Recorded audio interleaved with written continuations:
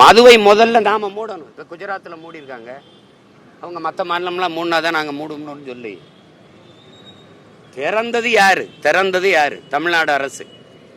India மூடணும் அப்படின்னா அப்ப மாநில உரிமை ஏன் பேசுறீங்க? எல்லாம் மாநில உரிமை பேச வேண்டியது. ஒரு காவல்துறைனா சிபிஐ கேட்குறோங்கிறது, சாதிவாரி கணக்கெடுப்புனா இது மத்திய அரசு எடுக்கணுங்கிறது. ஆனால் சாதிவாரி இடஒதுக்கீடு கொடுத்தது யாரு? அருந்ததிற்கு 3 விழுக்காடு கொடுத்தது யாரு?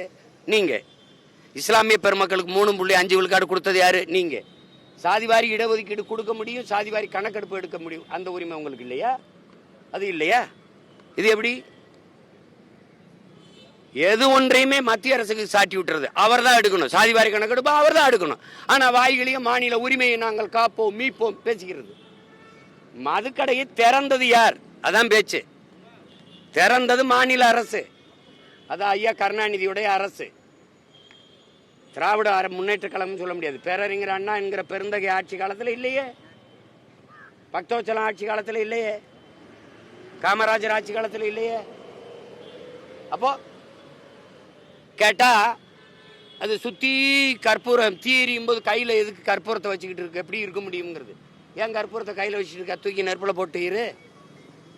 இதெல்லாம் என்ன பேச்சு? புதுச்சேரியில இருக்குது மது அப்படின்னா போய் எல்லாரும் மொத்த பேர் அப்படியே போய் குடிச்சிட்டு வர போறானா? விழுக்காடு எத்தனை பேர் இருக்கும்?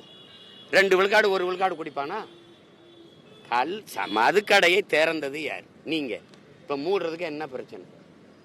அதுல அண்ணன் அந்த விசிகா மாநாட்டில் வந்த கோரிக்கையே இருக்கிறேன். மதுவை மூடிட்டா அதில் ஏற்படுற பொருளாதார இழப்புக்கு ஏற்ப ஒரு நிதியை கூடுதலாக கொடுக்க வேண்டியது. சரி, அந்த கோரிக்கை சரி.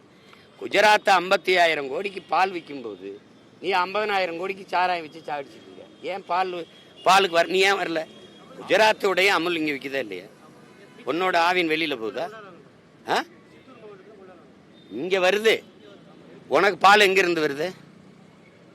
ஆந்திரா. தமிழ்நாட்டில் 1 லிட்டர் பால் எவ்வளவு விற்கணுங்கிறது முடிவு, என்ன விலைக்கு விற்கணுங்கிற முடிவை யார் எடுக்கிறா? ஆந்திர முதலாளி.